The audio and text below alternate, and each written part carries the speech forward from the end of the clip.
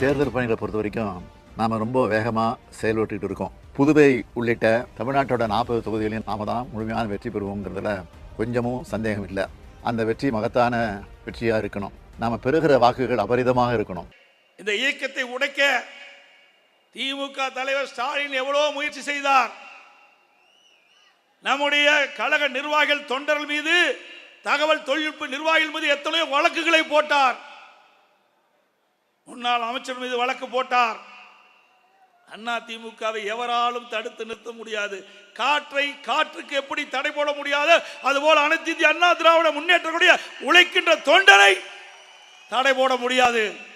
நீங்கள் எத்தனை வழக்கு போட்டாலும் அத்தனை நீதிமன்றத்திலே நாங்கள் சந்தித்து அந்த வழக்குகளெல்லாம் வெற்றி காண்போம். என் மீது வழக்கு போட்டாங்கல்ல, நான் வழக்கு நடத்துறேன். அந்த துணிவு எங்களிடத்துல இருக்குது. மடியிலே கணம் இல்ல, வழியில பயம் இல்ல.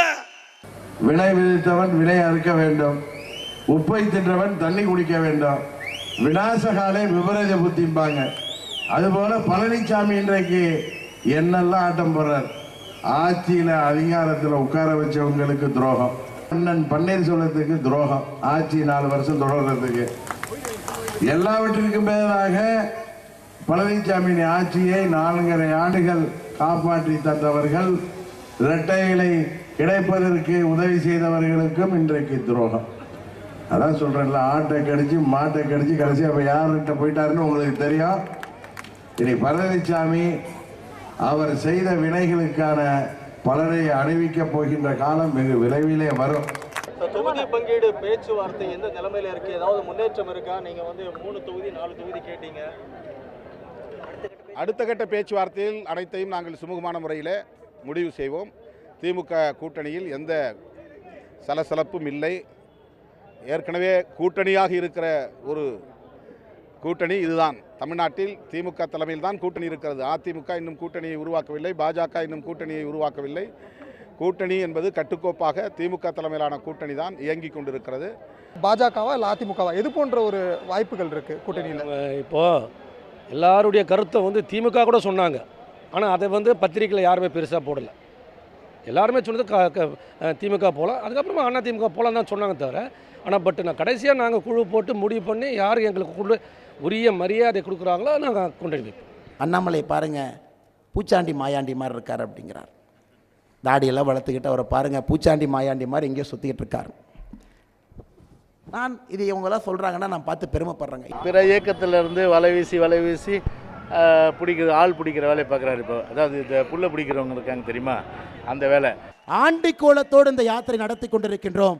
அதற்காக நீங்கள் பூச்சாண்டி என்று சொன்னால் பெருமையாக அந்த பட்டத்தை எடுத்துக்கொள்கின்றோம். சகிக்க முடியலங்க.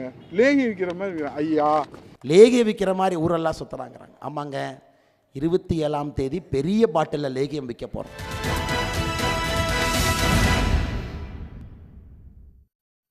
வணக்கம். கேள்விக்களம் நிகழ்ச்சிக்கு உங்களை வரவேற்கிறோம். இது மக்களின் மேடை.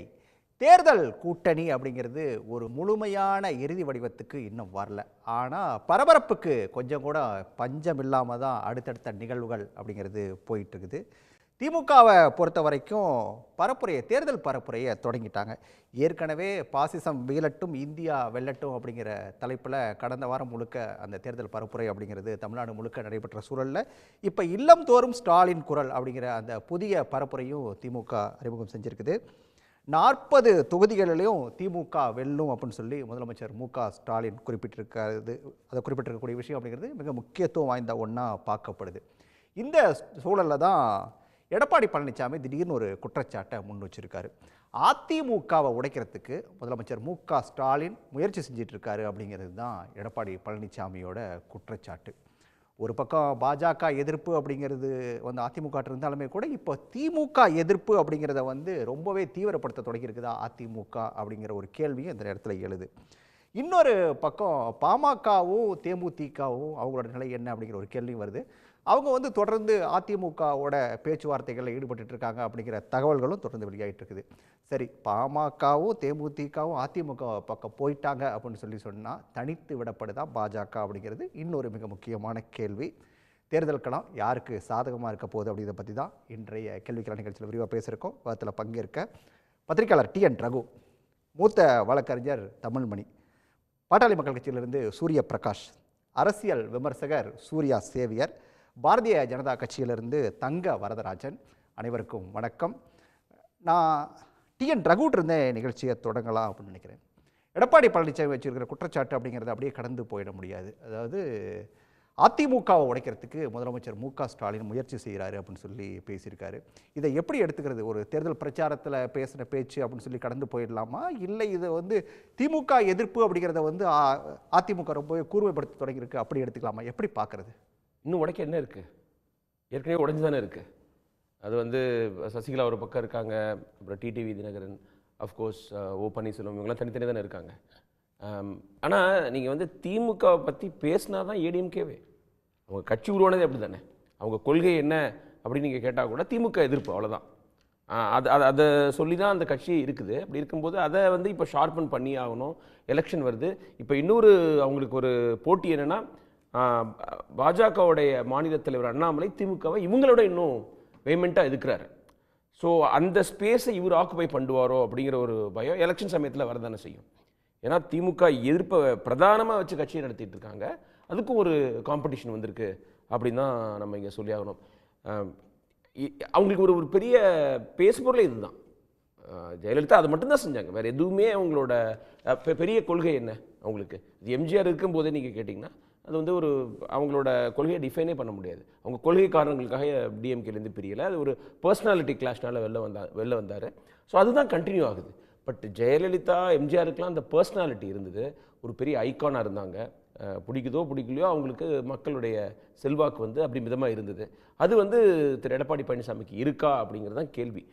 இந்த 2024 தேர்தல் வந்து ரொம்ப ரொம்ப முக்கியம். நீங்கள் சொன்னது போலவே திமுக எதிர்ப்பு அப்படிங்கிற ஒரு விஷயத்தை பேசின எடப்பாடி பழனிசாமி அதே கூட்டத்தில் கடைசியாக ஒரு விஷயத்தையும் பதிவு செய்கிறாரு. ஜெயலலிதா பெற்ற வெற்றியை போல ஒரு மாபெரும் வெற்றியை இந்த முறை நாம் பெறுவோம் அப்படின்னு சொல்லி சொல்கிறாரு. அது எப்படி எடுத்துக்க? ரொம்ப கடினம். ஆனால் 2026 சட்டமன்ற தேர்தலுக்கு தான் அவங்களுடைய டார்கெட்னா கூட இந்த 24ல் என்ன செய்ய போகிறாங்க அப்படிங்கிற ஒரு முக்கியமான கேள்வி எழுந்திருக்கு. டீசெண்டாக பர்ஃபார்ம் பண்ணணும். அவங்களுடைய ரியலிஸ்டிக் டார்கெட் வந்து நான் 20 சீட் அடிச்சோம், பாதி ஜெயிப்போம், இன்னும் அதிகமாக ஜெயிப்போம், 2014 ஜெயலலிதா ஜெயிச்ச மாதிரி ஜெயிப்போங்கிறதுலாம் கனவு தான். அதெல்லாம் நடக்கிறதுக்கு சாத்தியமே கிடையாது. ஏன்னா திமுக கூட்டணி வலுவாக இருக்குது, அங்கே எதுவும் பிரச்சனை இல்லை. கூடிய சீக்கிரமே அவங்க கூட்டணி கட்சிகளோட பேசி முடிச்சுட்டு போகிறாங்க. அவங்க ஆல் இண்டியா லெவல்லையும் ஒரு கூட்டணியை வந்து ஃபேர்ம் அப் பண்ணியிருக்கிறாங்க. அப்படி இருக்கும்போது நீங்கள் உங்களோட ஓப்பனிங் ரிமார்க்ஸில் சொன்ன மாதிரி இப்போ டிஎம்டிகே பிஎம்கேலாம் பிஜேபி பக்கம் போவாங்களா அல்லது வந்து ஏடிஎம்கே பக்கம் போவாங்களானே தெரியல. அவர் டிஎம்டிகேயோட பார்சாதி வந்து ஒரு நல்ல பாயிண்ட் சொன்னார், திமுக பக்கம் போகலாம் அப்படின்னும் வந்து சில பேர் சொல்கிறாங்கன்னு. ஏன்னா அங்கே போய் 2 சீட்டு கிடைக்கிறது கஷ்டம்னு வச்சு 1 சீட்டு கொடுக்குறாங்க. அது ஜெயிக்கிறதுக்கான வாய்ப்பு இருக்குது. இங்கே கூட்டணிக்கு போய் வந்து வெற்றி பெறலைன்னா என்ன யூஸு? அதுவும் வந்து ஒரு ப்ராக்டிக்கலான ஒரு சஜஷன் தான். வாய்ப்பு இருக்குது. இன்னும் என்னென்னமோ நடக்கலாம். ஐ மீன் இப்போதைக்கு அட்வான்டேஜ் வந்து டிஎம்கே கூட்டணிக்கு இருக்குது. நீங்கள் வந்து அவங்க ஆன்டி இன்கம்பன்ஸ்லாம் இருந்தால் கூட கூட்டணி பலத்தினால எந்த கன்ஃபியூஷனும் இல்லைங்கிற ஒரு காரணத்தினால அவங்களுக்கு அட்வான்டேஜ் இருக்குது. ஏன்னா ஏடிஎம்கே பக்கம் யார் போவாங்க, பிஜேபி பக்கம் யார் போவாங்கிறது தான் ஒரு பெரிய கேள்விக்குறியாக இருக்குது. 2 பேர் ஆக்சுவலாக திரு எடப்பாடி பழனிசாமி அப்புறம் திரு அண்ணாமலை 2 பேருக்குமே இது முக்கியமான எலெக்ஷன். ஏன்னா அண்ணாமலை அவ்வளோ பேசியிருக்கிறாரு, நான் ஒரு ஆல்டர்னேட்டிவ்ங்கிற மாதிரி ஒரு நேரேட்டிவை செட் பண்ணியிருக்காரு. இதெல்லாம் பேச்சில் வராது இல்லையா, மக்கள் ஓட்டு போடணும். இது வரைக்கும் அவர் எலக்ட்ரலாக ஒரே எலெக்ஷனாக நின்று தோற்றுருக்கிறாரு.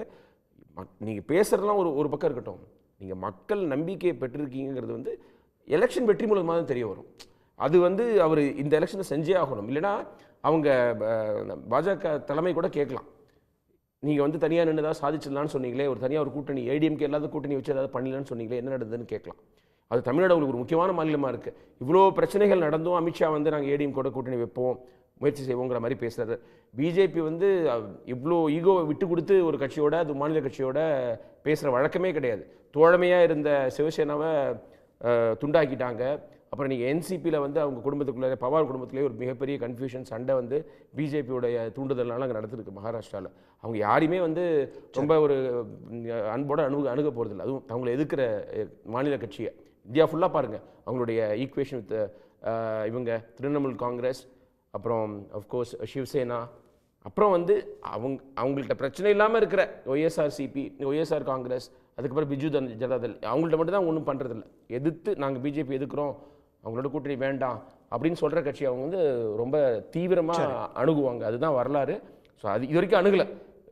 ஏடிஎம்கேக்கு எதிராக எந்த விதமான நடவடிக்கையும் இல்லை. அதுதான் நிறைய பேருக்கு சந்தேகத்தை எழுப்புது. கடைசி சமயத்தில் ஏதாவது நடக்குமோ அப்படின்ட்டு. இப்போ திரு மோடி வந்து ஏடிஎம்கேயோட எனக்கு கூட்டணி வேண்டும் 2024 அப்படின்னு நினச்சிட்டாருன்னா அந்த கூட்டணி நடக்காமல் போகிறதுக்கு சான்ஸ் இருக்கா அப்படிங்கிற கேள்வி இருக்கு. கேட்போம் தமிழ்மணிகிட்ட கேட்போம். இந்த தேர்தலை பொறுத்த வரைக்கும் எடப்பாடி பழனிசாமி, அண்ணாமலை இவங்க 2 பேருக்குமே முக்கியமான தேர்தல். ரகு சொன்னது போல் இதை எப்படி எதிர்கொள்ள போகிறாங்க? அதாவது இங்கே வந்து தமிழ்நாட்டை பொறுத்த வரைக்கும் திமுகவை எதிர்த்தாதான் அதிமுகவுக்கு வாக்கு விழும் அப்படிங்கிறதுனால தான் எடப்பாடி இப்படியான ஒரு ஸ்டாண்டை திடீர்னு எடுக்கிறாரு. வந்து அதிமுக உடைக்க முயற்சி பண்ணுறாரு ஸ்டாலின் அப்படிங்கிற ஸ்டாண்டுங்கிறது திடீர்னு எடுக்கப்படக்கூடிய ஒரு ஸ்டாண்டாக தானே பார்க்கப்படுது. சார், எடப்பாடியை பொறுத்தவரை அடுத்த சட்டமன்ற தேர்தலுக்கான அவ்வளவு ஆயத்தங்களையும் இப்போது அவர் செய்கிறார். அவர்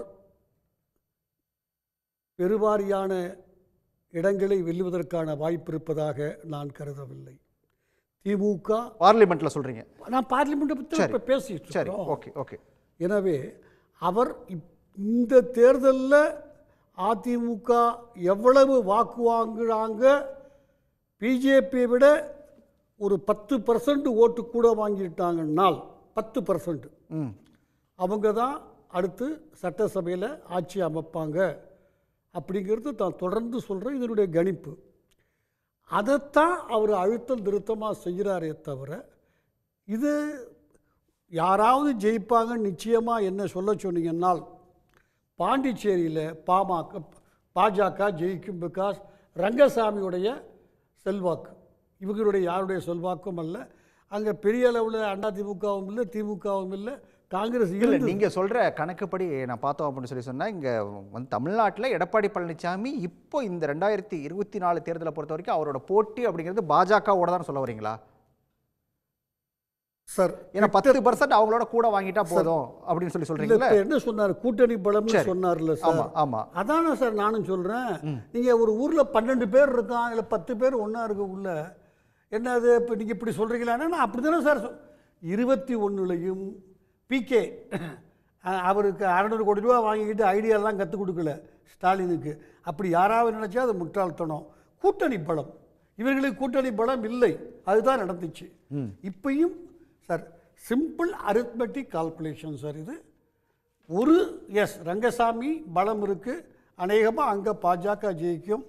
வேறு எங்கேயும் பாஜக தமிழ்நாட்டில் 31 ஜெயிக்கும்னு எனக்கு தோணலை. ஏன் கருத்து வேண்டாம் உங்களுக்கு.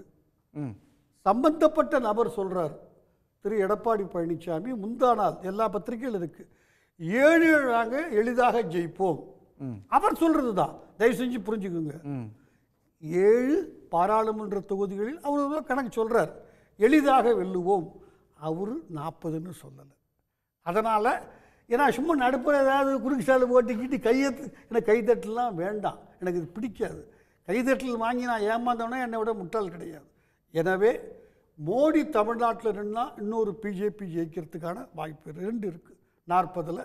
மற்றபடி வேகமாக ஓடுகிற குதிரைன்னு சொன்னால் இன்றைய தேதியில் திமுக கூட்டணி நேச்சுரல் ஸ்ட்ரென்த் அவங்ககிட்ட இருக்குது. Right sir. வந்து ஒரே சந்தேகம், பிஜேபியோட 10% அதிகமாக ஏடிஎம்கே வாங்கினா 2026 அவங்க ஆட்சி பிடிப்பாங்கன்னு சொல்றீங்களா? அது என்ன லாஜிக் சார்? சார் என்ன சார் இது பர்சன்டேஜ் அதே தானே சார்? இல்ல, பிஜேபி 10 வாங்குறாங்க, இவங்க 20 வாங்குறாங்க வச்சுக்கோங்க. அது ஆட்சி பிடிக்க ஏடிஎம்கே அது ஆட்சி பிடிக்க பத்தாது இது சார். முதல்லயே நீங்கள் சொன்னீங்க உங்கள் வாயால், எவ்வளவுதான் டிஎம்கே மேலே ஆன்டி இன்கம்பன்சி இருந்தாலும் உங்கள் வாயால் சொன்னீங்க 3 நிமிஷத்துக்கு முன்னாடி. அதுதான் நான் 10% சொல்கிறதுக்கு காரணம். அவங்க சேர்ந்துருவாங்க 2026. யாரு கூட? ஏடிஎம்கே பிஜேபி சேர்ந்து திமுக தோக்கடிச்சிருவாங்கன்றீங்களா சார்? ஆன்டி இன்கம்பன்சி இன்னைக்கே இருக்குது, பார்லிமெண்ட்டுங்கிறதுனால அது பெருசாக இது இல்லை. இந்த கூட்டணி சத்தியமாக கிடையாது சார். இன்னைக்கு டிஎம்கே இருக்கிற கூட்டணி 100% கிடையாது. 26 தங்க வரதராஜன் கேட்போம். தங்க வரதராஜன் சார், அதாவது வந்து பாஜக கூட்டணியில் யாரெல்லாம் வரப்போகிறாங்க அப்படிங்கிற கேள்வி ஒரு நேரத்தில் இருக்கிற சூழலில் தமிழ்மணி சார் வந்து ஒரு கருத்தை சொல்லியிருக்காரு. தமிழ்நாட்டில் மோடி வந்து நின்னாலே ஒழிய வேற வந்து ஒரு தொகுதியில் கூட இங்கே பாஜக ஜெயிக்கிறதுக்கான வாய்ப்புகளோ சூழலோ இல்லவே இல்லை அப்படின்றாரு. எப்படி பார்க்குறீங்க சார் இதை? வணக்கம். அதாவது அது அவருடைய விருப்பத்தை தெரிவிச்சிருக்காரு, அது அவருடைய உரிமை. எங்களை பொறுத்தளவு நரேந்திர மோடி, எங்களுடைய பிரச்சாரம் நரேந்திர மோடியுடைய நல்லாட்சியை முன்னிறுத்தி நரேந்திர மோடி அவர்களுடைய இந்தியா முழுவதும் 544 தொகுதியிலும் நரேந்திர மோடி தான் வேட்பாளர் என்ற நோக்கத்தோடு நாங்கள் பிரச்சாரத்தை நாங்கள் துவங்கிட்டோம். இதுதான் உண்மை. அதனால நரேந்திர மோடி என்பவர் வாரணாசியில் போட்டியிடுவார். அவர் போட்டியிடுறது நிச்சயமாக நரேந்திர மோடி மக்கள் 544 தொகுதியிலையும் அவர் வேட்பாளர் நினைச்சுக்கொண்டு நிச்சயமாக இந்த முறை வெற்றி பெற வைப்பாங்க. எங்களுக்கு எந்த விதமான கருத்து கிடையாது. நாங்கள் எங்களை பொறுத்தளவு இன்றைக்கு தமிழக பாஜக பொறுத்தளவு இன்னைக்கு எங்களுடைய மரியாதைக்குரிய ஆற்றல்மிகு இளம் தலைவர் அண்ணாமலை வருகைக்கு பிறகு மிக பெரும் ஒரு எழுச்சியை நாங்கள் நோக்கி சென்றுட்டு இருக்கின்றோம். மக்களுடைய எண்ணங்களை அவர் வென்றெடுத்திருக்கின்றார். மிகப்பெரிய ஆதரவு அலையை நோக்கி பாஜக, தமிழக பாஜக இன்றைக்கு அண்ணாமலை என்ற ஆளுமைக்கு வலுவாக இருக்கின்றது. அதனால நரேந்திர மோடி இங்கே தான் போட்டிடணும், அங்கே தான் போட்டிடணும் அப்படியெல்லாம் கிடையாது. போன முறை நடந்த விஷயங்கள் வேறு. போன முறை நரேந்திர மோடி அவர்கள் மேலே மத்தியில் ஆட்சிக்கு வரமாட்டார் என்று சொல்லி திமுக காங்கிரஸ் கூட்டணி பொய் பிரச்சாரம் செய்தது. அதை மக்கள் நம்பினார்கள். இந்த முறை எல்லா கட்சிகளுக்குமே தெரியும் மீண்டும் நரேந்திர மோடி தான் வருவார். இந்த முறை மக்கள் தெளிவாக இருக்கிறார்கள். நரேந்திர மோடி தான் மத்தியிலே பிரதமராக வரப்போன்றார். அதிக தமிழகத்துக்கு நிறைய செய்திருக்கின்றார். அதனால் அவர் மீண்டும் பிரதமராக வரணும்னு சொல்லி நிச்சயமாக 39 தொகுதியிலும் பாரதிய ஜனதா கட்சி தலைமையிலான கூட்டணியே வெற்றி பெறும் என்பது என்னுடைய கருத்து. வரதராஜன் நீங்கள் 1000 சொன்னாலுமே கூட தமிழ்நாட்டில் கூட்டணி, அதாவது தேர்தலில் கூட்டணி அப்படிங்கிறது மிக முக்கியமான ஒரு விஷயம். கூட்டணி இல்லாமல் ஜெயிக்கிறது அப்படிங்கிறது அவ்வளோ சாதாரணமாக எளிதில் நடக்கக்கூடிய காரியம் இல்லை அப்படிங்கிறது உங்களுக்கும் தெரியும். பாஜக கூட்டணிக்கு இது வரைக்கும் யார் வந்தாங்க? ஏன்னா பாஜகங்கிற பேரை கேட்டாவே தமிழ்நாட்டில் பயப்படுறாங்களா, எல்லாம் ஓடி ஒளிகிறாங்களா அப்படிங்கிற மாதிரியான ஒரு கேள்வி தானே வருது. ஏன்னா யாருமே இல்லை இது வரைக்கும். பாமக வரும்னு சொல்லி சொன்னாங்க, இன்னொரு பக்கம் தேமுதிக வரும், யாருமே இல்லையே சார். சார் ஒரு விஷயம் சார், நாங்கள் நரேந்திர மோடிங்கிற ஒரு மாபெரும் ஒரு ஒற்றை ஆளுமையை நான் முன்னிறுத்தி எங்களுக்கு பிரச்சாரம் போகுது. நான் என்ன சொல்றேன், அவர் ஏற்றுக்கொள்வது எல்லாரும் யாரோட வரலாம் எங்களோட வரலாம் என்பதை நாங்கள் தெளிவாக சொல்லியிருக்கிறோம். நீங்கள் இப்போ உதாரணமாக நீங்கள் ஆந்திராவிலேருந்து சில நாங்கள் சந்திரபாபு நாயுடு போகணும் நாங்கள் சொல்லலை.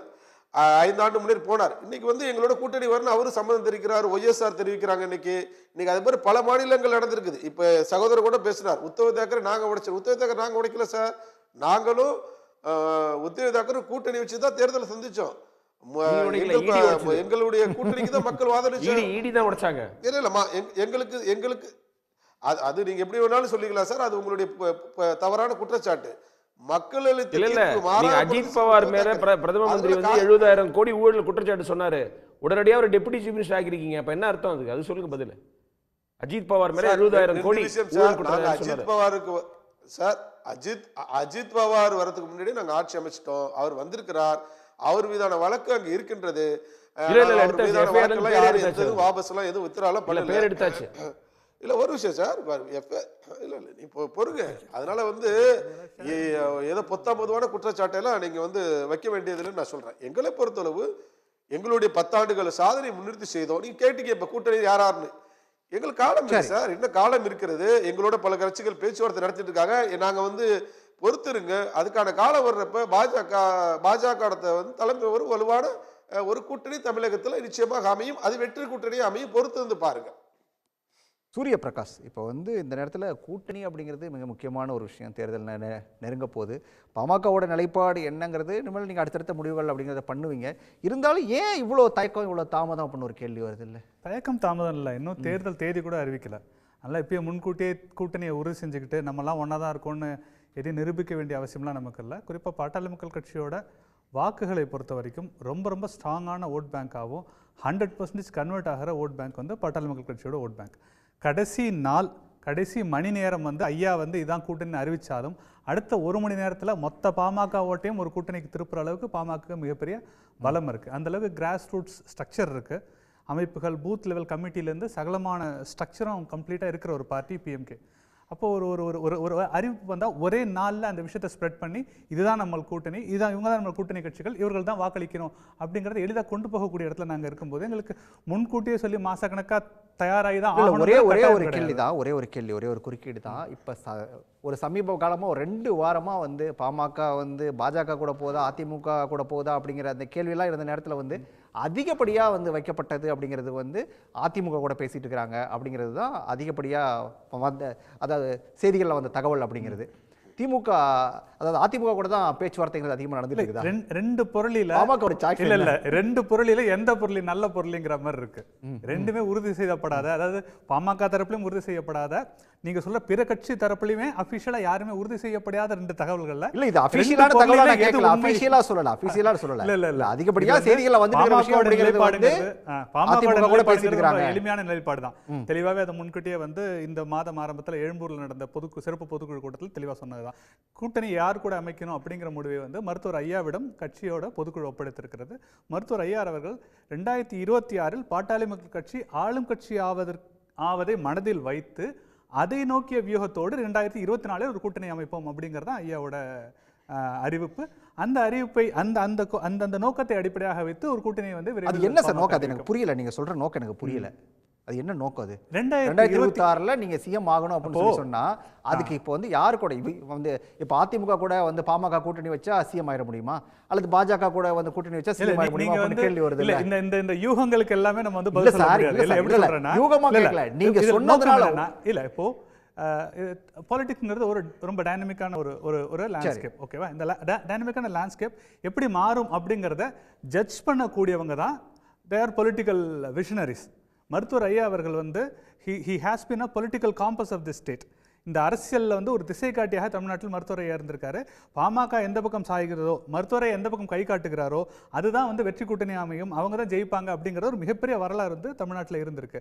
அந்த அடிப்படையில் ஒவ்வொரு தேர்தலுக்கும் அந்த முதல் மாதமோ முதல் 6 மாதமோ இல்லாமல் ஐயா 5 வருடம் 10 வருடத்துக்கு முன்பாகவே இது இங்கே தான் போய் நிற்குங்கிறத கரெக்டாக ஜட்ஜ் பண்ணி அந்த கூட்டணியோட வியூகத்தை அமைக்கிறாங்க இல்லையா? அதே மாதிரி தான் 2024 நாங்கள் அமைக்கும் கூட்டணி என்பது 24க்கு மட்டுமானது கிடையாது. 26 தமிழ்நாட்டில் பாமகவுக்கு ஒரு மிகப்பெரிய எதிர்காலம் இருக்கிறது.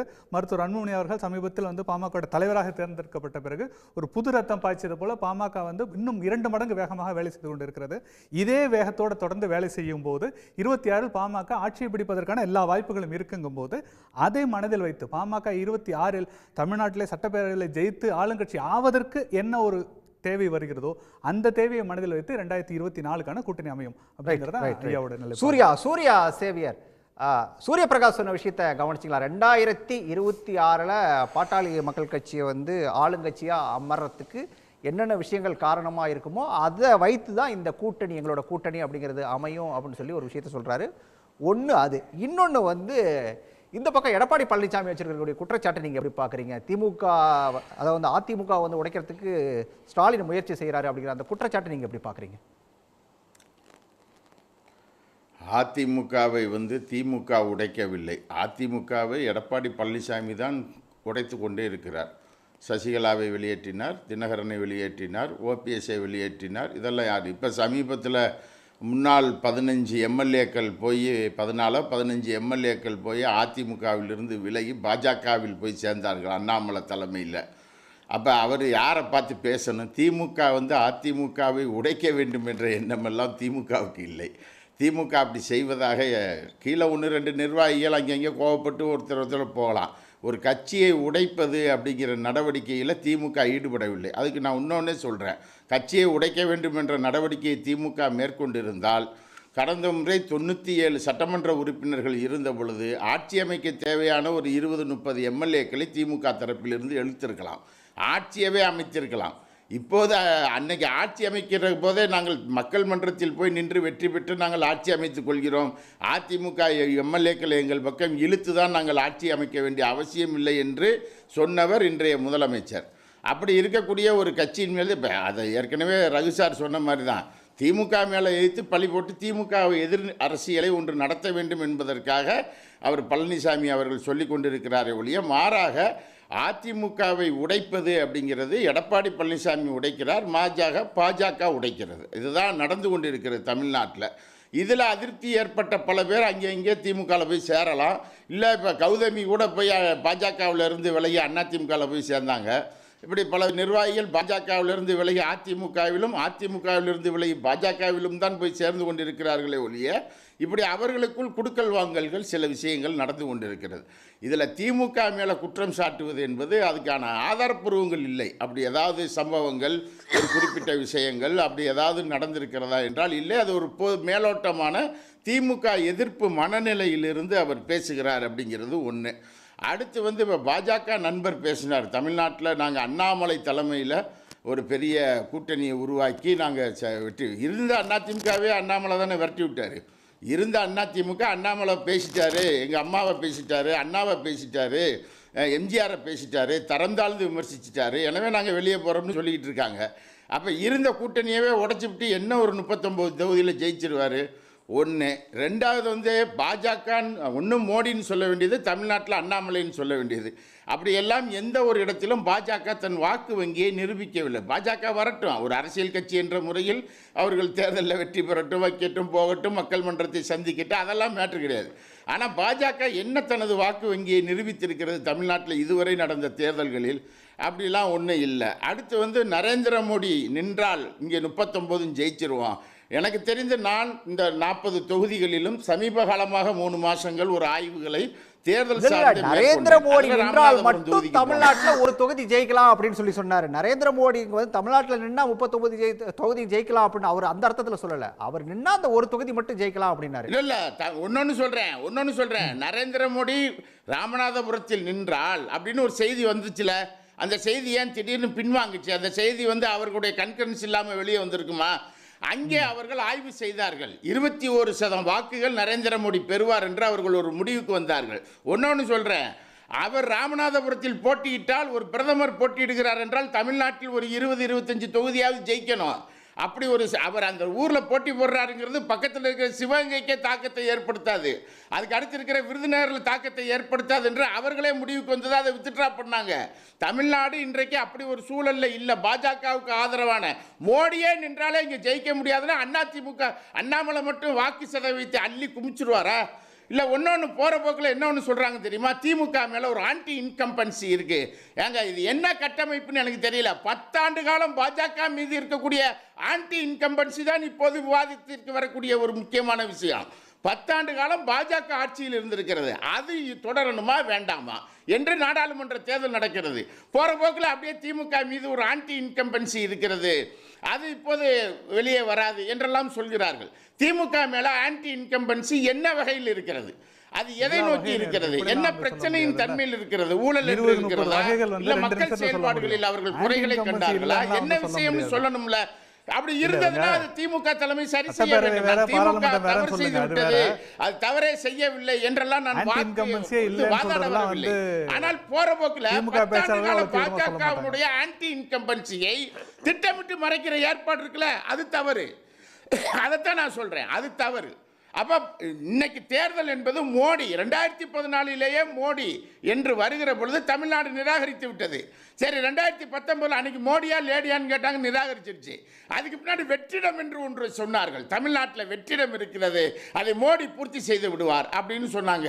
வெற்றிடம்லாம் ஒன்றும் கிடையாது, அந்த இருக்கிறதும் கிடையாது, போங்க அப்படின்னு சொல்லி கன்னியாகுமரியும் கிடையாதுன்னு முடிச்சு அனுப்பி விட்டுட்டாங்க. 39 முடிஞ்சு போச்சு.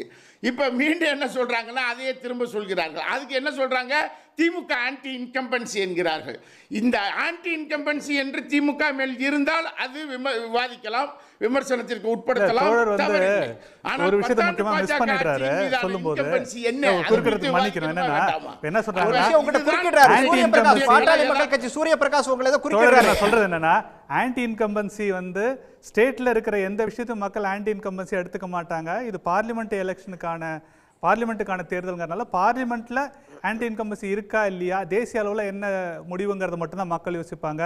சட்டமன்றத்தை அல்லது மாநில ஆளுங்கட்சியோட பெர்ஃபார்மன்ஸை மக்கள் பார்க்கவே மாட்டாங்கிறது ஒரு ரொம்ப தவறான ஒரு வாதம். அது நடைமுறை உண்மையும் கிடையாது. இன்னொன்று, அப்படி தேசிய தேர்தல் மட்டும்தான் பிரச்சனைனா, தேசிய தேர்தல் ஆன்டி இன்கம்பன்சி சென்ட்ரல்ல வர ஆன்டி இன்கம்பன்சி மட்டும்தான் பிரச்சனைனா, யார் பிரதமர் ஆகிறது மட்டும்தான் கோரிக்கை அப்படின்னா, இதுவரைக்கும் நான் இதுவரைக்கும் திமுகவோட கூட்டணியில இல்ல. என்னோட கேள்வி ஒன்று வாங்கிக்கங்க, கேள்வி வாங்கிக்கங்க, அதுக்கு பதில் சொல்லலாம். நீங்க கேள்வியை வாங்கிக்கங்க முதல்ல. எதை நோக்கி பதில் சொல்றீங்க தெரியணும்ல. குறுக்க வர்றதா இருந்ததுன்னா அமைச்சு போட்டு எஞ்சி போங்க. ஏன் கோவப்படுறீங்க? இல்ல நான் நியாயமா கேள்வி கேக்குறேன். குறுக்க வரல, குறுக்க வர்றதுக்கு எனக்கு சந்தேகமாவே ஆயிரம் வச்சுக்கங்க. இல்ல கோவப்படாதீங்க. நியாயமான ஒரு கேள்வி கேக்குறேன். திமுக கூட்டணி உருவாச்சு தவிர தமிழ்நாட்டு அளவுல தேசிய அளவுல அந்த கூட்டணிக்கு பிரதமர் வேட்பாளர் யாருன்னு தெரியாம மக்கள் எப்படி பாராளுமன்ற தேர்தல் வாக்களிப்பாங்கன்னு நினைக்கிறீங்க? குறுக்க வர முடியாது. இதுக்கு ஒரு பதில் சொல்லிடுங்க சேர்த்து. பாராளுமன்ற தேர்தலில் பிரதமர் வேட்பாளர் முடிவாகாத ஒரு கூட்டணிக்கு மக்கள் என்ன கணக்குல வாக்களிப்பாங்கன்னு ஒரு கேள்வி கேட்கிறேன். அகில இந்திய கட்சியோடு தான் கூட்டணி. நாங்க ஒரு சாதாரண ஒரு கேள்வி தானே, கோபப்பட வேண்டிய அவசியமே இல்ல. நீங்க கோபப்படாதீங்க, நான் உங்களை தப்பா சொல்லல. கூட்டணியில இல்ல, மேல நான் உங்களை வந்து பதில் சொல்றேன். நீங்க நாங்க கூட்டணியே முடிவெடுக்கலங்கிறீங்க. இல்லங்க, நீங்க வந்து ஜெயிச்சிரோம் வெற்றி கூட்டணி சொல்றீங்க. ஆனா பாராளுமன்றத்துல அங்க இருக்க ஆன்டி இன்கம்பன்ஸ் நோக்கி சொல்றீங்க இல்லையா? இந்த திமுகவோட கூட்டணியில இன்னும் பிரதமர் வேட்பாளர் யாருங்கிறதோ தேசிய அளவில் என்ன கூட்டணிங்கிறதோ முடிவாகாத போது இங்க மக்கள் வந்து பாராளுமன்றத்துக்கு யார் போகணும்னு நினைச்சு யார் பிரதமர் ஆகணும்னு நினைச்சு திமுக கூட்டணிக்கு வாக்களிப்பாங்க. பாமகவுடைய பிரதமர் வேட்பாளர் யாரு? அன்புமணி ராமதாஸா? சொல்லுங்க. பாமகவுடைய முதல்வர் இருந்தவருங்க. சொல்லுங்க. தமிழ்நாட்டுல அவரை விட தகுதியான ஒரு பிரதமர் வேட்பாளரே கிடையாது. அதுவும் காலத்தால நடக்கும். அதுவும் காலத்தால நடக்கும். அதான் நீங்க வந்து பொறாமையில ஒரு விஷயத்தை பேசாம கேட்ட கேள்விக்கு பதில் சொல்லுங்க. ராஜீவ் காந்தி பதில் சொல்லட்டுமே. எல்லாமே நடக்கும்போது ராஜீவ் காந்தி இணைஞ்சிட்டாரு. இதுக்கான பதில் ராஜீவ் காந்தி பிரதமர் வேட்பாளர் இல்லாமல் எப்படி பாராளுமன்ற தேர்தலை சந்திக்கிறீர்கள்? பாமக சகோதரர் என்ன கேள்வியை முன்வைக்கிறாரு? பிரதமர் வேட்பாளர் யாருங்கிறாரு? பாமகவுடைய பிரதமர் வேட்பாளர் யாரு? கூட்டணி அறிவிக்கலங்கறமே. கூட்டணி அறிவிக்கும் போது எங்களுடைய பிரதமர் வேட்பாளர் அறிவிக்கப்படுவார். நீங்க தான் அறிவிச்சிட்டீங்களே கூட்டணியை, உங்க பிரதமர் வேட்பாளர் யாருன்னு கேக்குறாங்க. அதே அறிவிப்பாங்க. ஏங்க ஒத்த கட்சி உட்கார்ந்துகிட்டு நீங்க மாச கணக்குல பேசுவீங்க. 28-30 கட்சியை வச்சிருக்கிற ஒரு கூட்டணி என்னைக்குன்னு அறிவிப்பாங்க. தேர்தல் தேதி அறிவிக்கட்டும். நீங்க சொல்றது நான் சொல்றேன். பாராளுமன்றத்தோட ஆன்டி இன்கம்பன்சி லாஜிக்னு பேசினா கரெக்ட்டா பேசணும். நீங்க லாஜிக்னு வந்தா கரெக்ட்டா பேசணும். இல்லங்க, ஆன்டி இன்கம்பன்சில மோடிக்கு ஓட்டு போட கூடாதுன்னு ஒருத்தர் ஓட்டு போடுறாங்க. நீங்க நேற்று யாருக்கு போடுவாங்க? சார் திருவேங்கட சார், ஒண்ணு நீங்க நெறியாள்கை பண்ணுங்க, இல்லாட்டா அப்படி குறுக்க பேசக்கூடாது. இல்லாட்டா நான் எல்லாத்துக்கும் குறுக்க பேச எனக்கு அனுமதிக்கணும். சரி தோழர் விடுங்க. இல்ல அவர் கேள்வி கேக்குறாரு. குறுக்கிட்டு ஒரே ஒரு கேள்வி தான் முன் வச்சார் அவரு சூர்யா சார். சூர்யா சார் சாதாரண கேள்வி தான் கேட்டாரு அவரு. இல்ல அதாவது நான் என்ன கேக்குறேன், கேள்வி அப்ப நானும் கேக்குறதுக்கு குறுக்கிருக்க அனுமதிங்க. அமர்த்தி வச்சிருக்கீங்க. தாராளமா கேளுங்க. அமைதியா வைக்கல. தாராளமா கேளுங்க சார். குறுக்க வந்து என் பேச்சு கேட்கல, அனுமதிங்க. எல்லாரும் குறுக்க பேசிக்கிட்டே இருப்போம். ரைட். ராஜீவ் காந்தி சார், ராஜீவ் காந்தி இணைஞ்சிட்டாரு. ராஜீவ் காந்தி சார், நீங்க வர்றதுக்கு முன்னாடி பாமகவுடைய சூரிய பிரகாஷ் ஒரு விஷயத்தை முன் வச்சாரு. அதாவது 2026 பாமக வந்து ஆட்சியை பிடிக்கும், அதுக்கு ஏற்பதான் இந்த 2024 எங்க கூட்டணி அப்படிங்கிறது அமையும் அப்படின்னு சொல்லி சொன்னாரு. இது எப்படி பாக்குறீங்க? இல்லை, பாமக அரசியல் அடுத்து பேசலாம். முதலில் தாமதமாக வந்ததுக்கு என்னுடைய தார்மீக ரீதியான மன்னிப்பு கேட்டுக்கிறேன். ஏன்னா சக விருந்தினர்கள் முன்னாடியே வந்திருக்கீங்க. அதனால் அவர் வைத்த வாதங்களை என்னால் உள்வாங்க முடியல. அண்ணன் சூர்யா சேவியர் வைத்த வாதத்தை மட்டும் தான் என்னால் கேட்க முடியுது. இடையில் பாமக சேர்ந்த பிரகாஷ் அவர்களும் ஒரு வாதத்தை வைத்திருக்கிறார். அதுக்கு முன்னாடி இந்த தேர்தல் வந்து இந்த தேர்தல் தலைப்புகள் வந்து அதிமுக உடைக்கிறதுக்கு திமுக இந்த எடப்பாடி பழனிசாமி புது குற்றச்சாட்டு. ஒரு அரசு மீது ஆன்டி இன்கம்பன்சி இருக்குன்னு சொல்ல தெரியாத எடப்பாடி பழனிசாமியால் குற்றச்சாட்டு வைக்க முடியாது. ஏனென்றால் அதை தாண்டி மக்கள் கொண்டாடுகிற அரசாக இந்த அரசு இருக்கிறது. இன்னொன்று, இது பாராளுமன்ற தேர்தலில் போய் அது கத்தரிக்காவில் சரியில்லைங்க, முருங்கக்காவில் சரியில்லைங்க, ஓட்டு போடுங்கன்னு சொன்னால் மக்கள் சிரிப்பாங்கன்னு எடப்பாடி பழனிசாமிக்கும் தெரியும். பாராளுமன்ற தேர்தலில் மோடியை திட்டினா எஜமான் கோச்சிக்குவார்னு அவருக்கு தெரியும். இப்போ கொஞ்சமாக அப்படியே மெதுவாக அப்படியே வர்றாரு. காவிரி இஷ்யூஸில் வந்து தமிழ்நாடு அரசை கண்டிச்சும் கர்நாடக அரசை கண்டிச்சும் ஆர்ப்பாட்டம் நடத்துகிறாரு. கொஞ்சம் ஜல்ஜீவன் மினிஸ்டரையும் கண்டித்து பேசுங்களேன்னா அதற்கு குரல் இல்லை. ஏறத்தாழ அதிமுகங்கிற கட்சி ஒரு அழிவின் விளிம்பில் இருக்கக்கூடிய மக்களால் நிராகரிக்கப்பட்டிருக்க கட்சியாக இருக்கிறது. அவர் தன்னை தக்க வைத்துக் கொள்வதற்கு, தன் தொண்டர்களை உற்சாகப்படுத்துவதற்கு இங்கே பாருங்கள் திமுக இப்படிலாம் பண்ணுதுன்னு பேசுகிறாருன்னு நான் நினைக்கிறேன். எங்களை பொறுத்தவரை இந்த தேர்தல் என்பது ஒரு பாட்டாளி மக்கள் கட்சிக்கு இங்கே சமூக நீதி குறித்து பெருமரியாதைக்குரிய மருத்துவர் ஐயா ராமதாஸ் அவங்க பேசுகிறாங்க, மதச்சார்பு குறித்து பேசுகிறாங்க. ஆனால் இங்கே பாஜகவோடு பேச்சுவார்த்தை நடத்துவதற்கு காத்திருந்து பிரதமர் வேட்பாளர் யார் என்று காத்திருந்து கொண்டு சமூக நீதி குறித்து மதச்சார்பை குறித்தும் ஐயா பேசுவது எந்த விதத்தில் நியாயம்னு எனக்கு தெரியலை. இப்போ பிரதமர் வேட்பாளர் தீர்மானிச்சிங்களாங்கிறாங்க. திராவிட முன்னேற்ற கழகம் மிக தெளிவாக இருக்கிறது. இந்த இந்தியா கூட்டணி பிரதமர் வேட்பாளராக பெரும் மரியாதைக்குரிய ராகுல் காந்தி அவர்கள் வர வேண்டும் என்பதை எங்களுடைய தலைவர் அந்த எண்ணத்தை பல்வேறு தரங்களை விளக்கப்படுத்தியிருக்காங்க, தெளிவுபடுத்தியிருக்கோம். ஆனால் இந்தியா கூட்டணி என்பது இப்போது மாநில கட்சிகளெல்லாம் சேர்ந்து கட்டமைப்பட்டதால் முதலில் மாநில உரிமை சார்ந்து கொள்கை முழக்கம் சார்ந்து அரசியல் சார்ந்து நாம் வெல்ல வேண்டும், யார் பிரதமர் என்பதை விட யார் பிரதமராக வரக்கூடாது என்பதில் இந்த கூட்டணி மிக உறுதியாக இருக்கிறது. ஏனென்றால் இனியொரு முறை இந்த பிரதமர் நாட்டுக்கு வந்தால் வெறும் டிவி ஷோக்களும் நடைபயணங்கள் மட்டும்தான் இருக்கும். அதற்கு மாறாக இன்செக்யூர் ஃபீலுக்கு உள்ளாக இருக்கக்கூடிய மதச்சிறுபான்மை மொழிச்சிறுபான்மை மக்களை பாதுகாக்க முடியாது. இந்தியாவுடைய அரசியல் சட்டம் காலில் போட்டு விதிக்கப்பட்டிருக்கக்கூடிய இந்த கொடூரமான சூழலை பாதுகாக்க முடியாது. விவசாயிகளை கொலை செய்கிற இந்த அரசிடமிருந்து நாட்டை பாதுகாக்கப்பட வேண்டும், இந்தியாவுடைய அரசியல் சட்டத்தை பாதுகாக்கப்பட வேண்டும், சமூக நீதி பாதுகாக்கப்பட வேண்டும் என்ற நீண்ட நெடிய இலக்கோடு மாநில சுயாட்சியும் சமூக நீதியும் குளிதோண்டி பதித்திருக்கிற மோடியை வீழ்த்த வேண்டும் என்பதுதான் இந்தியா கூட்டணி இலக்கை ஒழிய யார் பிரதமர் என்பதற்கு இந்த கொள்கையை அடையாளப்படுத்தியிருக்கிறது. இந்த கொள்கை நாளைக்கு இந்த பல்வேறு கருத்து முரண்பாடாக இருந்தால் கூட மோடி எதிரானவர், மோடியை வீழ்த்துவதுதான் இலக்கு என்பது உறுதியாக இருக்கும். அது இப்போ பின்னால் இந்த எப்படி கூட்டணி இன்றைக்கி தொகுதி உடன்பாடு செய்தோமோ, தொகுதியை முதல்ல மோடிக்கு எதிராக ஒன்று சேர முடியுமான்னு கேட்டாங்க, ஒன்று சேர்ந்தோம். ஒன்று சேர்ந்தால் எல்லா கட்சியும் ஒன்று சேருவாங்கன்றாங்க, இன்றைக்கி சேர்த்து காமிச்சிருக்கோம். கொஞ்ச நாள் நிதிஷ்குமாரை வச்சு ஒரு சில ஆட்டம் காமிச்சாங்க. இடி, இன்கம் டேக்ஸ், என்ஐஏ, சிபிஐ போன்ற நிறுவனங்கள்லாம் வைத்துக்கொண்டு கூட்டணி கட்சியாக வைத்துக்கொண்டு எதிர்கட்சியை அச்சுறுத்தி பார்த்தாங்க. இன்றைக்கி அதே ஆம் ஆத்மி ஆதாரத்தோடு இருப்பிச்சிருக்கு. எந்த ஈடியால் தனக்கு லாபம் மோடி நம்பினாரோ அதே ஈடி தான் மோடியுடைய பதவியே காவு வாங்க போகிறது என்பதை இன்றைக்கி பல பேர் உணர ஆரம்பிச்சிட்டாங்க. அங்கே இருக்கக்கூடிய ஜனநாயக இயக்கங்களும் அரசியல் கட்சிகளும் ஈடியை எதிர்த்து வேலை செய்ய ஆரம்பிச்சிருச்சு. மக்கள் ஒற்றுமைப்பட ஆரம்பிச்சிட்டாங்க.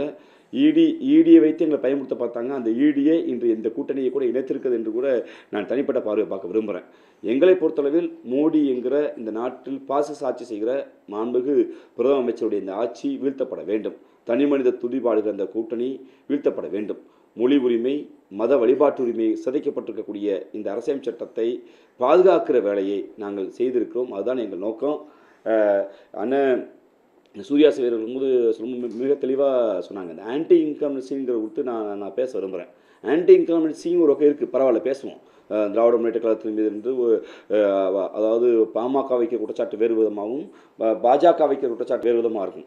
அதே பாஜக வைக்க குற்றச்சாட்டுக்குள்ளே போனோம்னா என்னங்க எங்கள் பேரே வைக்கிறீங்க, நீங்கள் நாங்கள் கொடுத்த நிதிங்கிறாங்க. முதல்ல ஸ்டேட் கவர்மெண்ட் ஒன்று இருக்கான்னு அண்ணாமலைக்கு அரசியல் சட்டத்தில் இருக்கான்னு ஒன்று தெரியாது. நான் அரசியல் சட்டத்தை எத்தனை பக்கம் இருக்குது, எத்தனை சரத்து இருக்குன்னு அவருக்கு தெரிய வாய்ப்பு இல்லை. ஏன்னா அவர் எத்தனை 20,000 புத்தகங்களை படித்தா கூட அரசியல் சட்டத்தை படிக்கலைங்கிறது தான் சாதாரண ஒரு அறிவெளித்தனமாக பேசுகிறார் என்பது நான் பல இடங்களை பார்த்து கொண்டிருக்கோம். முதலில் ஒரு ஸ்டேட் அட்டானமஸோடு இயங்குகிற இந்திய அரசியல் சட்டம் கொடுத்த உரிமையை கூட பெற முடியாது பல மாநில அரசுகள் இருக்கிறது. அதை காலில் தூக்கி போட்டு மிதித்திருக்கக்கூடிய மோடியுடைய ஆன்டி இன்கம்பன்சி இங்கே பெரிதாக பேசப்பட்டிருக்கிறது. வரி வருமானங்கள் இல்லாத மாநில அரசுகள் வைத்த கோரிக்கை குறித்தான மோடிட்ட பதில் இல்லை. அந்த ஆன்டி இன்கம்பன்சி இங்கே பேசப்பட்டிருக்கிறது. விலைவாசியான கத்தரிக்காய், மாங்காய், புளியங்காய் என்று சாதாரண விவசாயிகளுடைய விலைவாசியை கூட ஜிஎஸ்டிக்கு வரிக்குள்ள கொண்டு வந்து கட்டுப்படுத்துகிற மோடியுடைய ஆன்டி இன்கம்பன்சி பேசப்பட்டிருக்கிறது. அப்போ உங்களுக்கு எதிராக இல்லையா? எங்களுக்காக வைக்கிற விமர்சனங்களை நாங்கள் அது நியாயமான விளக்கத்தை கொடுத்து கொண்டே இருக்கோம். அதே பாமக ஒன்றை கவனிக்கணும். ஆன்டி இன்கம்பன்சியை தாண்டி ஒரு கட்சியுடைய இன்கம்பன்சி ஒன்று தெரியுமா? ஒரு கட்சி கடந்த காலத்தில் நடவடிக்கைகள் என்னவாக இருக்கிறது, ஒரு கட்சி எப்படி செயல்பட்டிருக்கிறது, தனி மனிதனாக ஒரு வேட்பாளராக நின்றால் சூர்யா அவர்களே வேட்பாளராக அவர் பாமக சேர்ந்த அந்த நண்பரே பிரகாஷ் அவரே வேட்பாளர் நின்றார்னா அவருடைய இன்கம்பன்சி ஒன்று இருக்கும். அதாவது நாட் ஒன்லி கவர்னன்ஸ் ஒரு அது மாதிரி பாமகவுக்கும் சில இன்கம்பன்சி இருக்கீங்க. இந்த வாதம் செய்தால் அந்த வாதம் வேறு வாதமாக போயிடும். பேசுவதற்கு யார் பிரதம வேட்பாளர் என்பதை இந்தியா கூட்டணி உறுதியாக இருக்கிறது. மக்கள் மன்றத்தின் தெரியாது செய்திருக்கிறோம். நாங்கள் பெருமதியாக ராகுல் காந்தி அவர்களை முன்னிலைப்படுத்தி இருக்கிறோம். ஒன்று, இந்தியா கூட்டணி யார் என்பதை முடிவு செய்யும். இங்கே ஆட தெரியாதவங்களுக்கு மேடை கோணல் மாதிரி இல்லைங்க, இங்கே பிரதமர் வேட்பாளர் இல்லைங்க, மோடிங்கிற பெரிய பிரதமர் வேட்பாளர் இருக்காருங்க, போய் கூட்டணி வச்சுக்கலாமா நீங்கள்? அதாவது இல்லைங்க யாருமே போது கொடுக்க இல்லைங்க, ஹிட்லர் மட்டும்தாங்க ஆயுதத்தை எடுத்தார், அதனால் ஹிட்லர் பக்கம் நிற்க போகிறாங்கன்னு சொன்ன மாதிரி இருக்குது பாமகவுடைய வாதங்கள். அந்த வாதங்கள் வந்து ஏற்புடைய வாதங்கள் இல்லை என்பது என்னுடைய வாதம். சரி வந்துடுறேன். இல்லை, இப்போ வாதங்கள் கொடுத்தாங்க, அதுக்கு நம்ம பதில் சொல்லணும் இல்லையா? என்னென்னா ஆன்டி இன்கம்பன்சி வந்து ஆளுங்கட்சிக்கு மட்டும் கிடையாது, கட்சிகளுக்கு இருக்குங்கிறாங்க.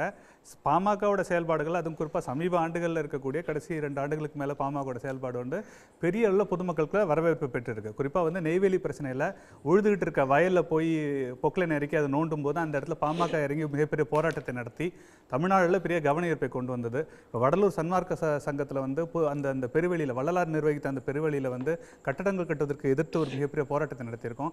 சமூக நீதி என்ற அடிப்படையில் திமுக பேசுகிறது.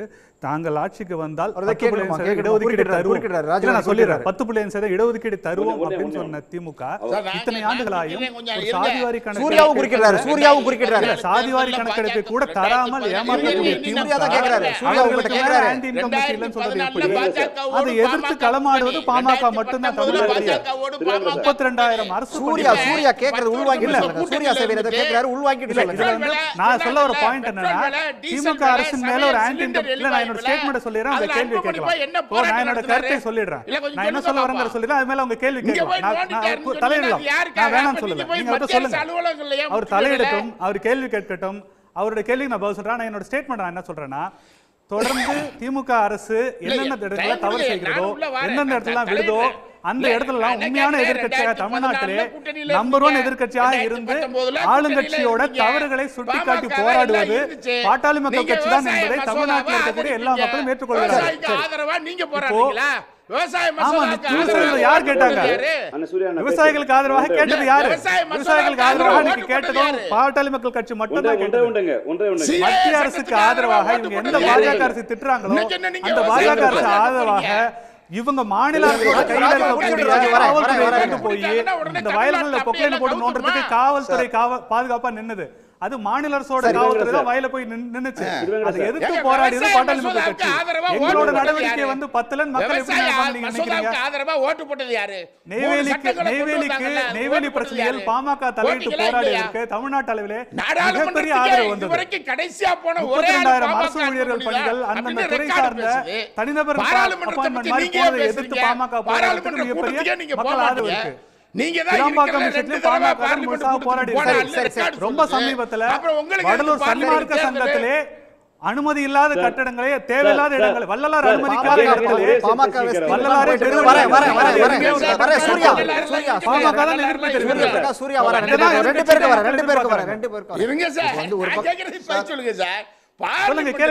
விவசாயம் மசோதா பாமக என்ன செஞ்சிச்சு? மத்திய அரசுக்கு ஆதரவாக என்எல்சிக்கு ஆதரவாக பதில் சொல்லலாமா? கேள்வி கேட்டீங்களா? பதில் சொல்லலாமா? விவசாய பிரச்சனை தான். கேள்வி கேட்டீங்களா? பதில் சொல்லலாமா? சூர்யா சார் வர சார் வர சார் கேள்வி கேள்வி கேக்குறீங்க, பதில் சொல்ல விட மாட்டீங்க. எதிர்க்கட்சி அப்படிங்கிறது தீவிரமான இது நாடாளுமன்றத்துல போய் 2 தடவை அட்டெண்ட் பண்ணி சார் வர சார் சூர்யா சேவியர் சார் வந்துற சார். இப்போ ஒரு பக்கம் அண்ணாமலை வந்து திமுக எதிர்ப்புங்கிறத ஒரு பக்கம் தீவிரப்படுத்தினாரு. இப்போ எடப்பாடி பழனிசாமி அதுக்கு போட்டியா நாங்களும் திமுக எதிர்க்கிறோம்னு சொல்லி அவர் வந்திருக்காரு. இவர் பாமக வந்து நாங்க தான் உண்மையான எதிர்க்கட்சியா செயல்பட்டு இருக்கோம் அப்படின்னு சொல்லி சொல்றாரு. இதை எப்படி பாக்குறது? அது 2024 பாராளுமன்ற தேர்தலில் யார் வந்து உண்மையா தட் இஸ் மக்களோட ஆதரவு பெற்ற எதிர்க்கட்சி அப்படிங்கிறத நிர்ணயிக்கிற தேர்தல் நான் நினைக்கிறேன். ஏன்னா எல்லா கருத்து கணிப்பும் வந்து திமுக கூட்டணிக்கு ஆதரவாக இருக்க திமுக கூட்டணி ஜெயிக்க போகுதுன்னு சொல்லுது. அது ப்ராக்டிக்கலாக பாசிபிள். வந்து அதை நீங்கள் ரூல் அவுட் பண்ண முடியாது. எத்தனை சீட்டுங்கிறத வேணால் வித்தியாசம் இருக்கலாம். ஸோ வந்து 2026 அதுக்கப்புறம் ஃப்யூச்சரில் வந்து திமுகவை வலுவாக எதிர்க்கக்கூடிய கட்சி தமிழ்நாட்டில் ஏடிஎம்கேவா அல்லது பிஜேபியா அப்படிங்கிறத பிஎம்கே விட்டீங்களா? பிபி நீ கூட்டணியில் போறீங்க தனியாக கிடையாது. யார் சொன்னா உங்களுக்கு? கூட்டணி ஐயா உங்ககிட்ட சொன்னாங்களா ஃபோன் பண்ணி? இல்ல இன்னும் அறிவிக்கலையா ஐயா? இல்ல நீங்க தனியாக நிக்க அப்படிலாம் கிடையாதுங்க. கேள்வி என்னன்னா, திமுக ஆளுங்கட்சி நாங்களும் எதிர்க்கிறோம். அதிமுக எதிர்க்காங்க, பாஜக எதிர்க்காங்க, திமுக நடவடிக்கையில நாங்களும் எதிர்க்கிறோம். எதுக்கு வந்து பாமக ஒரு கட்சியே இல்லாத மாதிரி ஏன் பேசுறீங்க? ஏங்க சமீபத்தில் திமுக அரசாங்கத்துக்கு மிகப்பெரிய குடைச்சலா இருக்கிறது. பதில் சொல்லட்டும். அதிமுகவா பாமகவா? திமுக காரங்களே கேட்டு பாருங்க. சரி, நியாயமா பேசுறோம். நியாயமா பேசல, நாங்க சும்மா சண்டை வளர்க்குறோன்னே கூட அவங்க சொல்லட்டும். திமுகவினருக்கு, திமுக அரசுக்கு 30 வருஷத்துக்கு மேல தமிழ்நாட்டை ஆட்சி செஞ்ச ஏடிஎம்கேவோட நீங்க பெரிய கட்சி நீங்க நினைச்சுக்கலாங்க. இல்லங்க, யார் எதிர்ப்பை தெரிவிக்கிற கட்சிங்கிறதா விஷயம். நான் என்ன கேக்குறேன், நீங்க எதிர்ப்பு தெரிவிக்கிறது வச்சு எதிர்க்கட்சி கிடையாது. மக்களோட எதிர்ப்பு தெரிவிப்பது தான் எதிர்க்கட்சி. இல்ல அவங்க வந்து 75 எம்எல்ஏ வச்சிட்டாரு. இல்லங்க, சீமான் எதிர்க்கிறாரு. இல்ல 75 எம்எல்ஏ வச்சிட்டு ஒருத்தர் வந்து அமைதியா இருக்காங்க, போராட்டம் குறைவா இருக்கு. 5 எம்எல்ஏ வச்சு ஒரு கட்சி வீரியமாக போராடுகிறதுனா அதுதான். சூர்யா பதில் சொல்லட்டும். போராட்டம் அறிக்கையெல்லாம் வச்சு எதிர்க்கட்சி கிடையாது. இல்லங்க, எத்தனை சீட்டு வாங்குறீங்க நீங்க? இது மக்கள் ஓட்டுங்கிறது வேற, எதிர்ப்பு வேறங்க. நான் வந்து நேற்று சார் எதிர்க்கட்சி மீன் பண்ணது திமுகவை ரீப்ளேஸ் பண்ணிட்டு ஆட்சிக்கு வரக்கூடிய சாத்தியம் உள்ள கட்சின்னு யாரை சொல்லுவாங்க? பிஜேபிக்கு கிடையாது. அவங்களும் உங்களை மாதிரி எதிர்த்து தான் இருக்காங்க. எலக்ட்ரலா அவங்க ப்ரூவ் பண்ணல. அவங்க கிடையாதுன்றது எப்படி சொல்றீங்க? இல்ல இது வரைக்கும் வரலாறு தான சொல்லுது. பிஜேபி கூட்டணிங்கிறது உருவாகணும் 26க்கு 2 வருடம் அது அப்புறங்க. நான் என்ன கேக்குறேன், பிராக்டிகலா இல்ல பிராக்டிகலா பிஜேபியோடைய வாக்கு சதவீதம் என்ன, அவங்க வந்து ஆளுங்கட்சியா வரதுக்கான சாத்தியக்கூறு இருக்கா? அதெல்லாம் கிடையாதுங்க. எத்தனையோ கட்சிகள் வந்து 4, 8, 10 வளர்ந்து வந்து அவசியம் கிடையாது. ஒரே தேர்தலில் பெரிய அளவு எண்ணிக்கையில் ஓட்டு வாங்கின கட்சிகள்லாம் இருக்காங்க. இது வந்து யாரையும் நம்ம இல்ல 2-3 கேள்வி இருக்கு. யாருக்கு எல்லாருக்குமே இருக்கு. சரி, இவர் பிரதமர் வேட்பாளர் ஏன் அனௌன்ஸ் பண்ணல கேட்டாரு. திருவேங்கட பேசுறதுக்கு எனக்கு அனுமதிக்கணும் சார். வரேன் சார் வந்துறேன். மோடி வந்து திருவேங்கட சார் எனக்கு ரொம்ப நேரம் கொடுக்கணும்.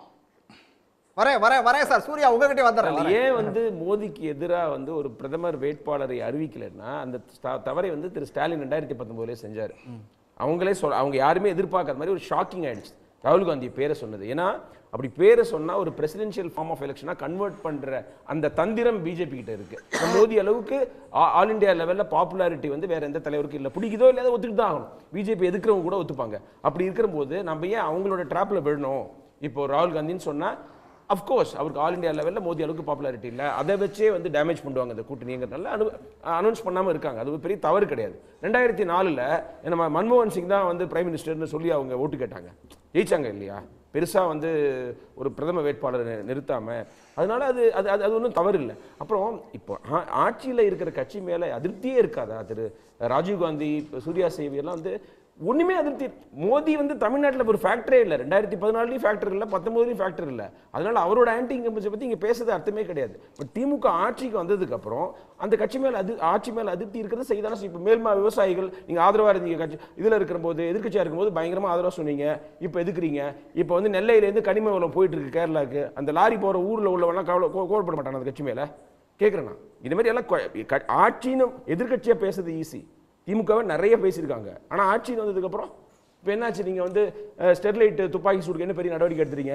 அந்த பாதிக்கப்பட்ட ஃபேமிலிலாம் கேட்க மாட்டாங்களா? எவ்வளோ விஷயம் இருக்குது. அதனால் வந்து ஆன்டி இன்கம்பன்சி இருக்காதுன்னு சொல்லவே முடியாது. அஃப்கோர்ஸ் மோடி மேலே இருக்கும். ஆனால் மோடி தமிழ்நாட்டில் பாப்புலராகவே இல்லையே. நேற்றுக்கு இல்லை, இன்னைக்கு இல்லை. ஸோ அதனால் அதை பற்றி நம்ம பேசுறது வந்து அர்த்தம் கிடையாது. மோடியோடைய ஆன்டி இன்கம்பன்சியும் இப்போ வந்து ஸ்டாலின் அரசு மேலே இருக்கிற ஆன்டி இன்கம்பன்சியும் ஒன்றும் கிடையாது.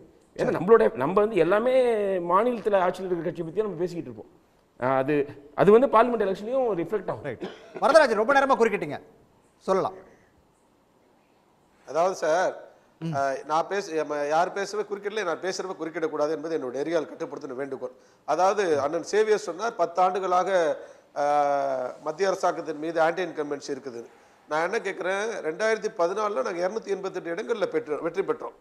2019 தேர்தலை சந்திக்கிறப்ப இதே எதிர்கட்சிகள் வச்ச குற்றச்சாட்டு இந்தியா முழுவதும் மத்திய அரசாங்கத்திற்காக எதிர்ப்பல இருந்து கட்டமைச்சிங்க. நாங்கள் 303 இடங்களில் வெற்றி பெற்றோம். இப்போ இது மேலே பொய் பிரச்சாரம் வைங்க, நாங்கள் 400 இடங்களுக்கு மேலே வெற்றி பெற போகிறோம். இன்னொரு விஷயம், இப்போ வந்து ராஜீவ்காந்தி அவர்கள் சொன்னார் ஒரு கருத்தை, நாங்கள் வந்து ராகுல் காந்தியை பிரதமர் வேட்பாளர் முன்னிறுத்தி செய்கிறோம் அப்படின்னாரு. ஒரு விதத்தில் ராஜீவ்காந்தி அவர்கள் ஒரு இந்த விஷயத்தை கவனிக்கணும். நாட்டு மக்கள் கவனிக்கிறாங்க, திமுக கவனிக்கலைங்கிற விஷயத்துக்கு நான் வரேன். அதாவது ஒரு முதல்ல பாஜகவுடைய பிரார்த்தனை ஒரு பொறுப்பான எதிர்க்கட்சி தலைவராக வரணும் எங்களுடைய வேண்டுகோள். அது இந்த கடந்த 5 ஆண்டுல ஒரு பொறுப்பான எதிர்க்கட்சி தலைவராக செயல்பட்டாரா என்பதை யோசனை பண்ணுங்க. நான் 2 விஷயத்துல முடிச்சிடறேன். உதாரணத்துக்கு, எங்கேயோ ஒரு பிரான்ஸ்ல ஒரு பத்திரிகை ஒரு செய்தி இருந்துச்சுன்னா அது பாராளுமன்றத்தில் காரசாகமா வாக்குவாதம் செய்வார், சபாநாயகர் அனுமதிப்பார், சீரியஸா போகும் வாதம். ஆனா அது முடிச்ச பிறகு உட்காந்துட்டு பாத்தீங்கன்னா கண்ணடிப்பார். இது எந்த அளவுக்கு ஒரு பொறுப்பான தலைவர் பாருங்க. 2வது விஷயம், சமீபத்தில் பார்த்துருக்கலாம், ஒரு பெண் இவர் வந்து காரசாரமான வாக்குவாதம் மத்திய அரசாங்கத்து மீது வைக்கிறாரு. கிட்டத்தட்ட ஒரு 25 நிமிடம்.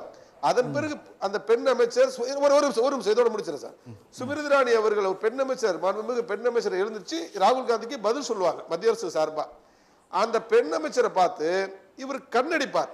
நான் என்ன கேட்கிறேன், இவர் வெளியில வந்துருவார், நிருபர்கள் கேட்பாங்க, என்னங்க ஒரு பெண் அமைச்சரை பார்த்து கண்ணடிக்கிறீங்கன்னு. இவங்க சொல்லுவாரு, நான் அன்பை வெளிப்படுத்தின அப்படிம்பாரு. ஏன் சார், நாட்டில் எல்லா ஆண்களும் பெண்களை பார்த்து இந்த மாதிரி அன்பை வெளிப்படுத்தினா இந்த நாடு தாங்குமா சார்? அதனால தான் சொல்றேன், இவர் ஒரு பொறுப்பான எதிர்க்கட்சி தலைவரை இல்லாதவரை இந்த முறை திமுக முன்னிறுத்தது சொல்றார். நிச்சயமாக அது திமுகவுக்கு கூட்டணிக்கு தோல்வியை தரும் என்பது என்னுடைய குற்றச்சாட்டு, என்னுடைய ராஜு பதில் சுருக்கமா. ராஜு, பொறுப்பு குறித்து பெரும் மரியாதைக்குரிய அண்ணன் காமராஜ் அவர்கள் பேசியிருக்கிறார். இந்த நாட்டுடைய பிரதமர் அமைச்சருக்கு என்ன பொறுப்பு இருந்ததே கொஞ்சமாவது யாவப்படுத்தி பார்க்கணும். நாட்டில் ஒட்டுமொத்த விவசாயிகள் ஓராண்டு காலம் போராடினாங்க. ஏறத்தாழ 700க்கும் மேற்பட்டவர்கள் கடும் பனியிலையும் குளிர்லையும் வாடி செத்து போனாங்க. ஒரு முறை கூட பிரதமர் பேச்சுவார்த்தை நடத்தலை. நாட்டுக்குள் பாராமட்ட தாக்குதல் நடத்தப்பட்டது. அது குறித்து பிரதமர் பேசணும்னு நாங்கள் கேட்டுக்கிட்டோம். நாட்டில் பாராமட்ட தாக்குதலுக்கே நாட்டுடைய பிரதமர் பாராமட்டத்தை பேசலை. இது என்ன பொறுப்புன்னு தெரில. 10 ஆண்டு காலத்தில் எத்தனை பத்திரிகையாளர் சந்திப்பை நடத்தினான்னு தெரியல. பத்திரிகையாளர்களை பார்த்தால் ஓ மை காட் என்று ஓடி ஒளிந்த மோடி பொறுப்பு குறித்து பேசுவதெல்லாம் வேடிக்கையாக இருக்கிறது. இந்தியாவுடைய உச்சநீதிமன்றம் மிக தெளிவாக சொன்னது ஜனநாயகம் எந்த விவாதங்களும் பாராமட்டத்தில் நடைபெறவே இல்லை, எதிர்க்கட்சிகள்லாம் வெளியேற்றுகிறீங்கன்னு சொல்றது. எந்த விவாதத்துக்கும் தயாரில்லை மோடி.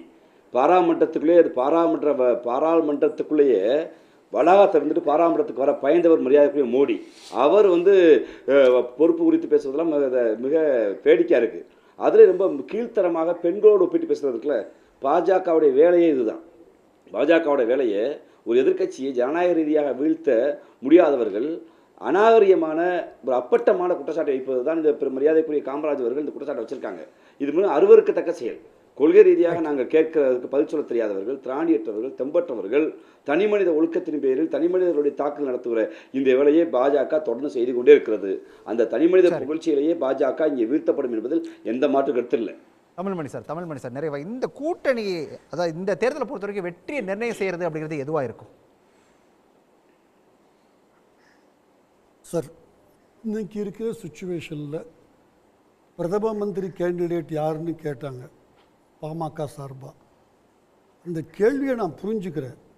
ஆனால் நான் என்ன தெரிஞ்சுக்க விரும்புகிறேன்னா, கூட்டணி தான் தீர்மானம் பாமக போட்டுருச்சு. ஒன்று பாஜகவோட போச்சுன்னா அது வேறு கேண்டிடேட் இருக்காங்க.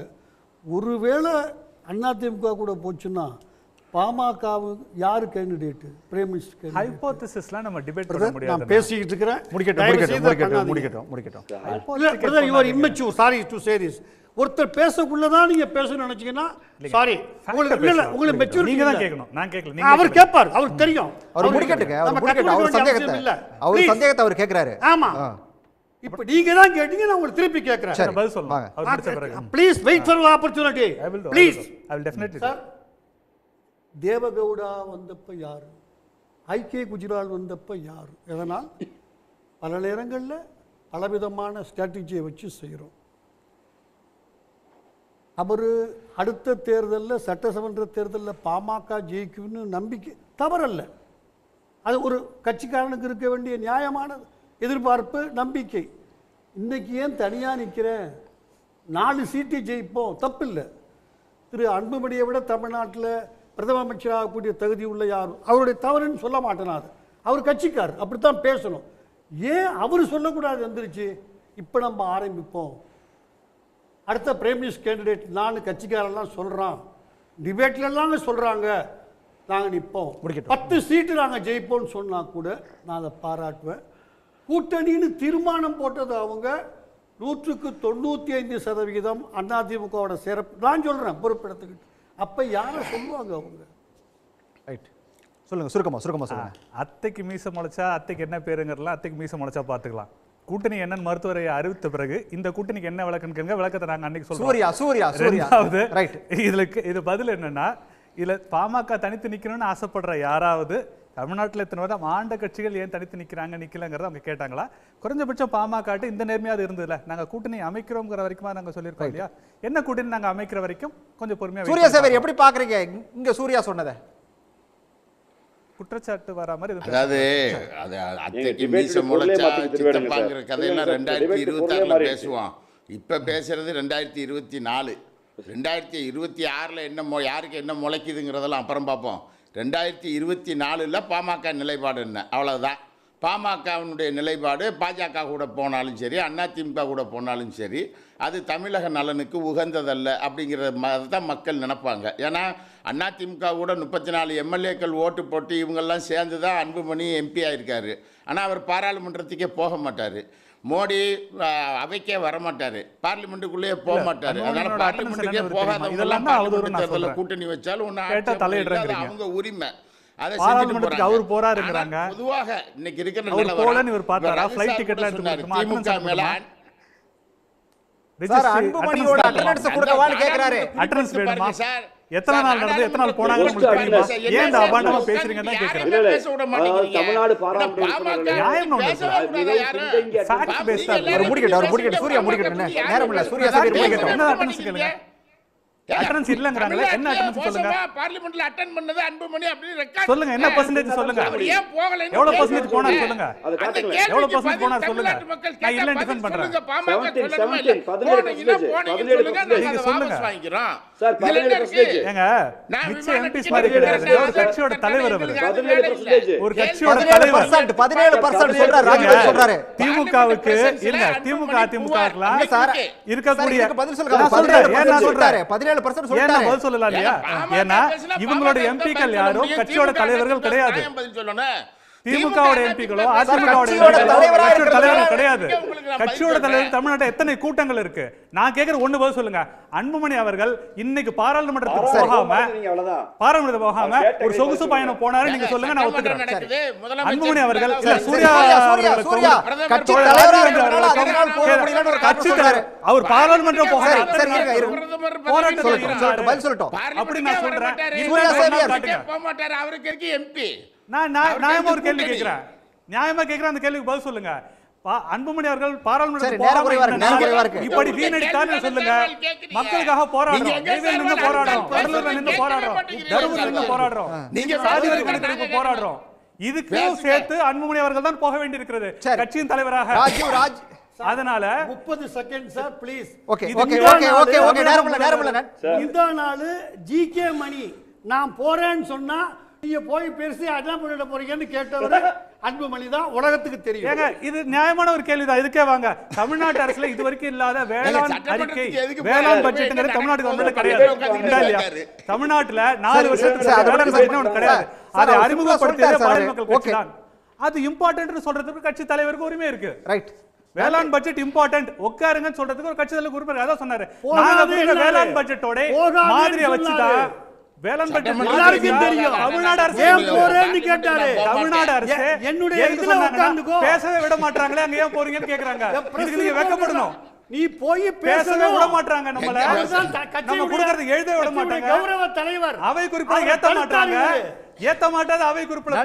நன்றி சார் நேரமல்ல. நன்றி விவாதத்தில் பங்கேற்ற அனைவருக்கும் நன்றி. மீண்டும் ஒரு நிகழ்ச்சியில் சந்திக்கலாம் நேயர்களே. நன்றி, வணக்கம். உடனுக்குடன் செய்திகளை தெரிந்து கொள்ள சன் நியூஸ் பெல் ஐகானை கிளிக் பண்ணுங்க.